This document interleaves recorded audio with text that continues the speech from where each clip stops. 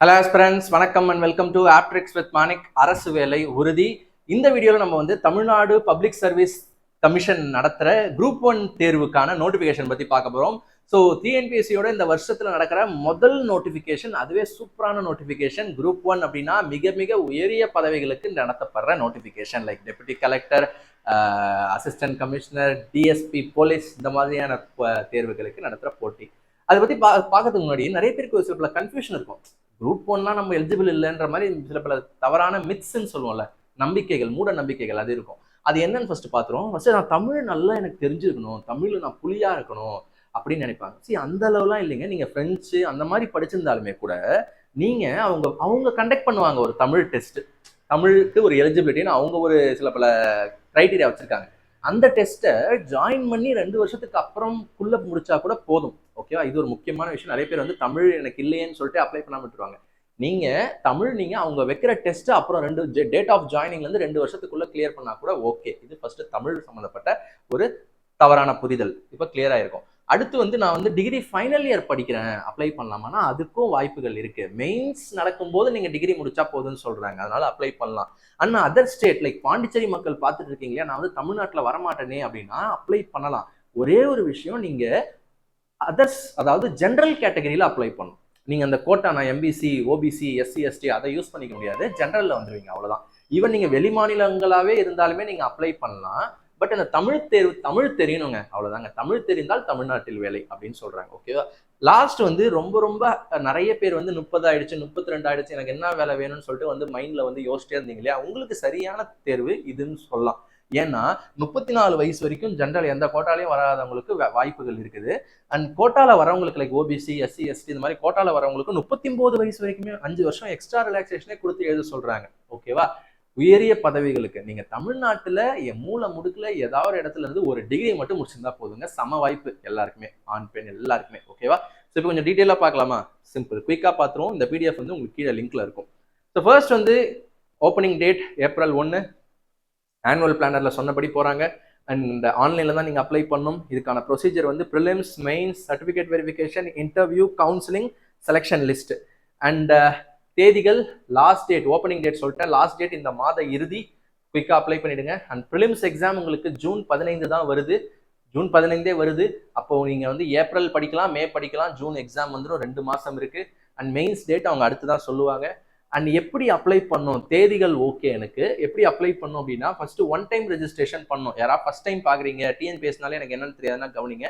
TNPSC exams பொதுவாக எழுதுறதுக்கு நீங்க ஒரு முறை இந்த வெப்சைட்ல போயிட்டு ஒரு ரெஜிஸ்ட்ரேஷன் மாதிரி ஒரு சின்ன 200 250 தான் இருக்கும். அதை நீங்க கட்டி அப்ளை பண்ணிட்டீங்கன்னா 5 வருடத்துக்கு அது வேலிடிட்டியா இருக்கும். என்ன எக்ஸாம்ஸ் வேணா எழுதிக்கலாம். இதுதான் ஓடிஆர். அண்ட் அடுத்து பாத்தீங்கன்னா, இந்த எக்ஸாம்ஸ் அப்ளை பண்ணும்போது கரெக்ஷன் விண்டோவும் இருக்கு. அப்ளை பண்ணும்போது ஏதாவது மைனர் எரர்ஸ் பண்ணிட்டீங்கன்னா இந்த 2 தேதிக்குள்ள கரெக்ட் பண்ணிக்கிறதுக்கும் அவங்க வாய்ப்பு தராங்க. ஸோ அதனால பார்த்து அப்ளை பண்ணுங்க. எரர் வந்தாலும் சரி பண்ணிக்கலாம். இது புரியுதா? Yes, date and method. And அடுத்து முக்கியமான விஷயம் வந்து என்னென்ன சார் அது வேகன்சி, ஒரு உயரிய போஸ்ட்னு சொன்னீங்க, அந்த பேரை லைட்டா சொல்லுங்க, எவ்வளவு வேகன்சின்னு சொல்லுங்கன்னா இதான் அது. 70 வேகன்சிங்க. ஆக்சுவலா இது கம்மிலாம் இல்லைங்க. தமிழ்நாட்டுல ஒரு உயரிய பதவிக்கு 70 சான்ஸ் தரது பெரிய விஷயம் தான். நீங்க அதுல ஒரு ஆளா வருவீங்கன்ற நம்பிக்கையோட படிங்க. அப்படி படிங்க. இல்ல எனக்கு நான் அந்த அளவுக்கு இப்பதான் படிக்கிறேன், எனக்கு டவுட்டா இருக்குனாலுமே ஒரு அனுபவத்துக்காக படிங்க. ரொம்ப முக்கியம். ஒரு எக்ஸாம் எழுதி அதுல இருந்து கிடைக்கிற அனுபவம் கிடைக்காட்டியுமே அந்த எக்ஸாம் எக்ஸ்பீரியன்ஸ் இருக்குல்ல, அது ரொம்ப ரொம்ப முக்கியம். எஸ். அண்ட் இது வந்து ஒரு லெவல் 22 போஸ்ட், 21, 2, 3 இந்த மாதிரி 22வது லெவல் இருக்க போஸ்ட் தமிழ்நாடு பே கமிஷன் படி. ஓகேவா? அண்ட் அந்த பேரை பார்த்தாலே தெரியும், டக்குன்னு படிங்க. Deputy collector, DSP, assistant commissioner, assistant director of rural development, district employment officer, assistant commissioner of labour, என்னென்ன டிபார்ட்மெண்ட்ஸ்னு இருக்கு. 70 வேகன்சிஸ், அதோட ஸ்பிளிட் அப்பும் இருக்கு. அண்ட் அடுத்து வந்து இந்த வேகன்சிஸ் டென்டேட்டிவ், டெம்பரரி தான்.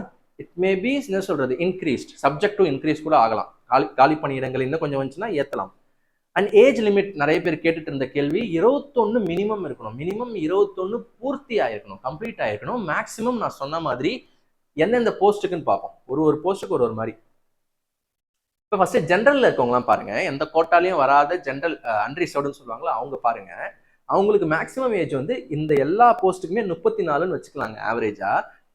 இந்த ஒரு போஸ்ட்டுக்கு, இந்த ஒரு போஸ்ட் இருக்குல்ல, அசிஸ்டன்ட் கமிஷனர் கமர்ஷியல் டாக்ஸஸ், இதுக்கு நீங்க வரீங்கன்னா மட்டும் பிஎல் டிகிரி, நீங்க லா படிச்ச கேண்டிடேட்டா இருந்தீங்கன்னா உங்களுக்கு மட்டும் ஒரு ஏஜ் எக்ஸ்ட்ரா, 35. ஓகேவா, இல்ல 34 மீதி எல்லாருக்கும். ஓகேவா, ஸோ 34 முடிஞ்சிருக்க கூடாது. ஓகேவா, ஷுட் நாட் ஹேவ் கம்ப்ளீட்டட். 34 முடிகிற தருவாயில இருந்தா ஓகே. சரி, நான் டிஸ்கிரிப்ஷன்ல ஏஜ் கால்குலேட்டர்னு ஒன்று வைக்கிறேன். அதுல போயிட்டு சிம்பிளி உங்களோட டேட் ஆஃப் பர்த்தை போடுங்க. போட்டுட்டு இந்த டேட்டை போடுங்க. எந்த டேட்ல ஏஜ் கேட்கறாங்கன்னு சொல்ல பாருங்க. இந்த தேதியில ஜூலை 1 அடுத்து வரப்போது இல்லை 2025, அந்த ஜூலை 1ல உங்க தேதி இது மேட்ச் ஆகுதான்னு அந்த கால்குலேட்டர் சொல்லிடும். ஓகேவா, எஸ். ஸோ 21 முடிஞ்சிருக்கணும், 34 முடிஞ்சிருக்க கூடாது ஃபார் யாரு, ஜென்ரல். அண்ட் இதே நீங்க கோட்டால வரீங்கன்னா like BC, BCM, MBC, SC, ST, இதுல எந்த கோட்டால வந்தாலுமே உங்களுக்கு எக்ஸ்ட்ரா 5 வருஷம் ரிலாக்ஸேஷன் கொடுத்து 39 கொடுத்துருக்காங்க. அந்த ஒன்றுத்துக்கு மட்டும் 40. சரிங்களா, எஸ். அண்ட் இது வந்து லைக் டிஃப்ரெண்ட் லேபிள் பர்சன்ஸ் அவங்களுக்குலாம் இன்னும் ஸ்பெஷல் சலுகைகள் இருக்கிறது, பார்த்துக்கோங்க. அண்ட் சப்போர்ட்டிங் டாக்குமெண்ட்ஸ் ரொம்ப ரொம்ப முக்கியங்க. இதுல நீங்க டேட் ஆஃப் பர்த் கொடுக்குறீங்கனாலுமே 10th 12th சர்டிஃபிகேட்ல இருக்க டேட் ஆஃப் பர்த்தா இருக்கணும். அதை நீங்க அப்லோட் பண்ணி காமிக்கணும். இல்ல நான் ஏஜ் ரிலாக்ஸேஷன் நான் வந்து ஒரு கோட்டால வரேன், நான் கிளைம் பண்றேன்னாலுமே அதுக்கான சர்டிஃபிகேட் உங்ககிட்ட இருக்கணும். உங்களுக்கு தெரிஞ்சது தான். அண்ட் எஜுகேஷனல் குவாலிஃபிகேஷன் நான் சொன்ன மாதிரி டிகிரி முடித்திருந்தால் போதுமானது. எல்லா போஸ்ட்டுக்குமே சொல்றேன், எல்லா போஸ்ட்டுக்குமே டிகிரி. இது வரைக்கும் பாருங்க, இது ஃபுல்லா எவ்வளவு பெருசு கொடுத்துருக்காங்கன்னா கொஞ்சம் எக்ஸ்பிளைன் பண்ணியிருக்காங்க.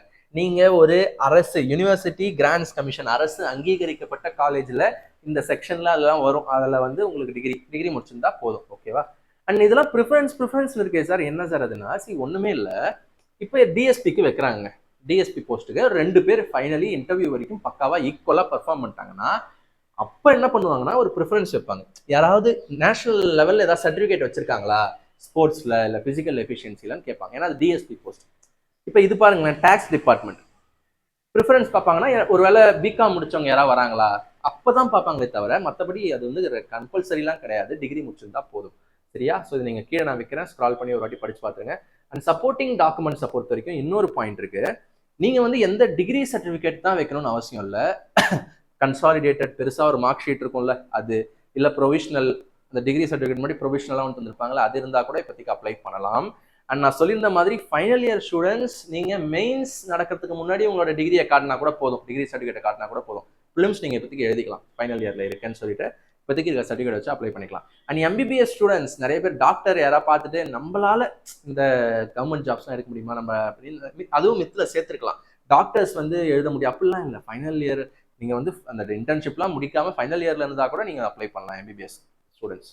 அண்ட் அடுத்து ஸ்டாண்டர்ட்ஸ், மெடிக்கல் அண்ட் ஸ்டாண்டர்ட்ஸை பொறுத்த வரைக்கும் மற்ற டெபுட்டி கலெக்டர் அந்த போலீஸ் தவிர்த்து அந்த ஒரு போஸ்ட் தவிர்த்து மற்ற எல்லாத்துக்குமே ஸ்டாண்டர்டான தான். என்னன்னா கீழே இருக்கு ஸ்டாண்டர்ட், அந்த கண் தகுதிகள்லாம் வந்து கீழே வந்து உங்களுக்கு வந்து அனெக்ஷர்ல கொடுத்துருப்பாங்க. ஓகேவா, அனெக்ஷர்ல கீழே பார்ப்போம் என்னன்னு சொல்லிட்டு. ஓகேவா, ஸோ எந்த அனெக்ஷர் அப்படின்றத உள்ள சொல்லியிருப்பாங்க. ஓகே, நோ இஷ்யூஸ், கீழே பார்த்துக்கலாம். பட் ஒன்றும் பெருசாலாம் இருக்காது. ஓகேவா, எஸ். அண்ட் டிஎஸ்பியை பொறுத்த வரைக்கும் மட்டும் உங்களுக்கு இந்த மெஷர்மெண்ட்ஸ் இருக்கணுங்க. நீங்கள் போலீஸ் அப்ளை பண்ணுறீங்கன்னா மட்டும் மென்னுக்கு இவ்வளோ ஹைட் இருக்கணும், உமனுக்கு இவ்வளோ ஹைட் இருக்கணும், செஸ்ட் மெஷர்மெண்ட்ஸ் இவ்வளோ இருக்கணும். சரியா, எஸ். இப்பொழுது நாலேஜ் ஆஃப் தமிழுக்கு வரும். தமிழ் எனக்கு தெரிஞ்சிருக்கணுன்றதை என்ன மாதிரி அவங்க வந்து டெஸ்ட் பண்ணுறாங்க அப்படின்னா, நான் சொன்ன மாதிரி ஒன்று நீங்கள் வந்து எஸ்எஸ்எல்சிலையோ ஹெச்எஸ்சிலையோ இல்லை டிகிரிலையோ தமிழை ஒரு சப்ஜெக்டாக படிச்சிருக்கணும். 10th தமிழ் மீடியம் இல்லை ஃப்ரெஞ்ச் மீடியம் எடுத்துருப்பீங்களா, ஃப்ரெஞ்சு ஹிந்தி அந்த மாதிரி தமிழ் இருந்தா ஓகே. 10th 12th இல்ல டிகிரியில தமிழே கூட ஒரு சில பேர் படிச்சிருப்பாங்கல்ல, பிஏ தமிழ்ன்ற மாதிரி, அப்படி இருந்தா ஓகே. இல்லையா தமிழ இல்ல வந்து ஹைஸ்கூல் கோர்ஸ்ல தமிழ் மீடியம் படிச்சிருந்தாலே ஓகே. ஹைஸ்கூல் கோர்ஸ்ல எஸ் தமிழ் மீடியம் படிச்சிருந்தா ஓகே. தமிழ் மீடியம்லேயே 10th ஹைஸ்கூல் கோர்ஸ் படிச்சிருந்தா ஓகே. இல்லைனாலுமே நீங்க செகண்ட் கிளாஸ் லாங்குவேஜ் டெஸ்ட்னு ஒன்று வைப்பாங்க. நான் சொன்னல தமிழ் தெரியுதான்னு வைக்கிற தேர்வை நீங்க கிளியர் பண்ணணும். இதுதாங்க ஓகேவா, அவங்க கூப்பிட்றப்ப கிளியர் பண்ணணும். இப்போ இங்க பாருங்க, இதுதான் முக்கியமான ஒரு விஷயம். Second class language test in Tamil conducted by the commission, which is TNPSC commission, within a period of 2 years from the date of his or her joining of appointment. அவங்க வச்சுட்டே இருப்பாங்க. நீங்க 2 வருஷத்துக்குள்ள கிளியர் பண்ணலன்னா உங்களை டிஸ்சார்ஜ் பண்ணிடுவாங்க, தூக்கிடுவாங்க. 2 வருஷத்துக்குள்ள நீங்க கிளியர் பண்ணணும், அவ்வளவுதான். ஓகேவா, தமிழை கத்துக்கணும். அண்ட் அடுத்த முக்கியமான விஷயம், இதெல்லாம் வந்து ஜென்ரல் திங்ஸ் தான். பிளான், அது எக்ஸாமோட scheme, prelims, mains, interview. Preliminary will not be counted for final merit. ப்ரிலிமினரின்றது ஜஸ்ட் ஒரு குவாலிஃபைங் தான், ஆட்களை வடிகட்டுறதுக்கு தானே தவிர அந்த மார்க்ஸ் வந்து உங்களுக்கு not be counted for final merit. இது முக்கியமான விஷயம். அண்ட் ப்ரிலிமினரிலேருந்து மெயின்ஸுக்கு வந்து எத்தனை பேரை கொண்டு போவாங்கன்னா 20 மடங்கு ஆட்களை கொண்டு போவாங்க.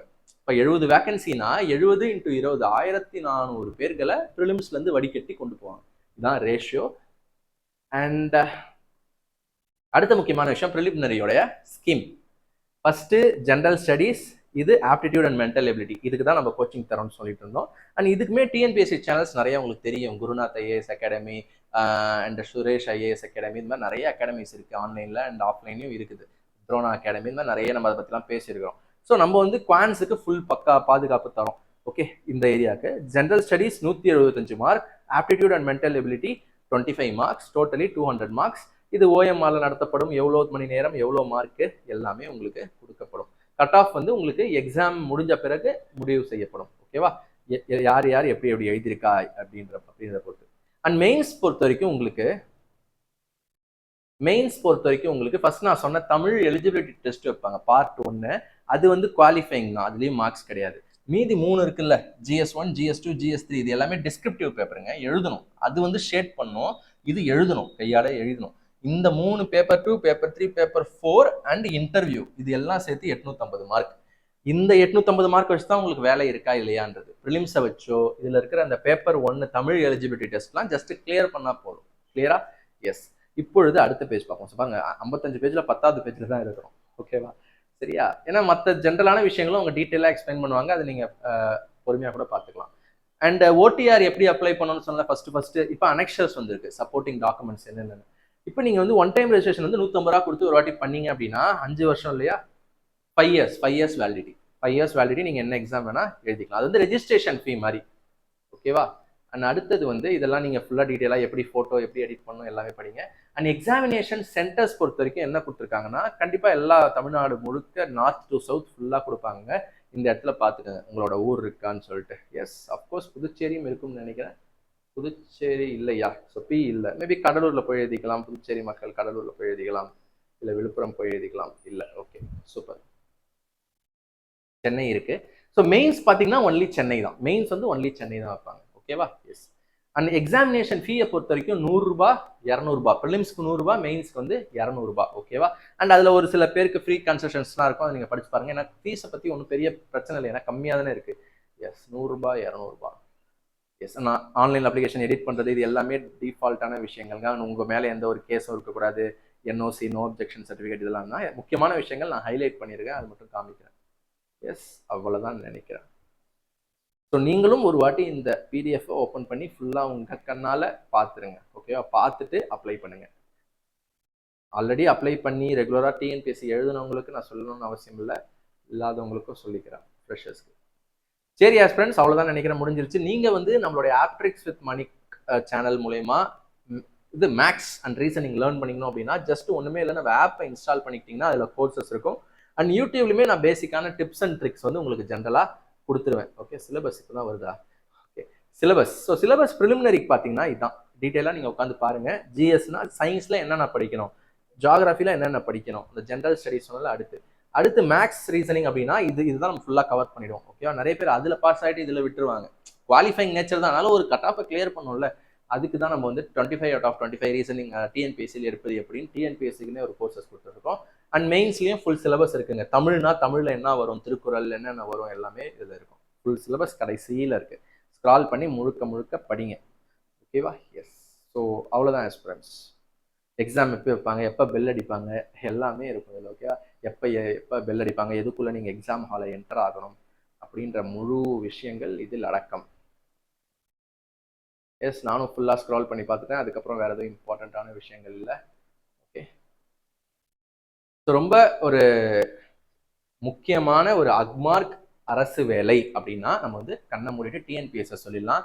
ஏன்னா நீங்கள் எஸ்எஸ்சினாலும் சென்ட்ரல் கவர்மெண்ட் ஜாபு, நீங்கள் எங்கே வேணால் ட்ரான்ஸ்ஃபர், ரயில்வேஸ்னாலும் உங்களுக்கு சென்னையில் இருக்கும், பட் ட்ரான்ஸ்ஃபர் எதாக இருந்தாலும் நீங்கள் போகணும். பட் ஒரு அக்மார்க் தமிழ்நாடு ஆஃபீஸில் நான் வந்து ஒரு அரசு அதிகாரியாக ஆகணும்னா நன் அதர் தென் உங்களுக்கு டிஎன்பிஎஸ்சியை தான் முக்கியமாக சொல்லி ஆகணும். ஸோ படிங்க, ஏதாவது டவுட் இருந்தால் கீழே கேளுங்க. தேங்க்ஸ் ஃபார் வாட்சிங். All the best for all your exams.